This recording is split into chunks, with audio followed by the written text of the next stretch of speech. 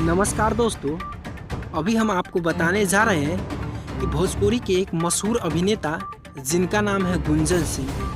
दोस्तों, उनको कल पुत्र धन का प्राप्ति हुआ है। और दोस्तों, इस खुशखबरी में हम आपको GH ऑफिशियल न्यूज़ के माध्यम से आपको दिखा सकते हैं कि यहाँ पर गुंजन सिंह अपने हाथों में अपने पुत्र को लिए हुए फोटो में तस्वीर में दिखाई दे रहे हैं।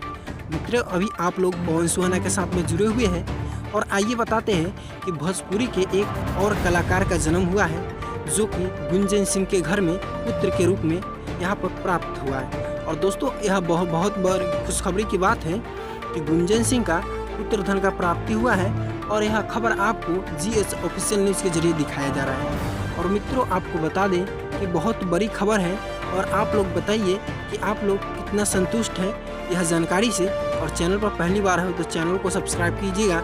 मिलते हैं, जय हिंद।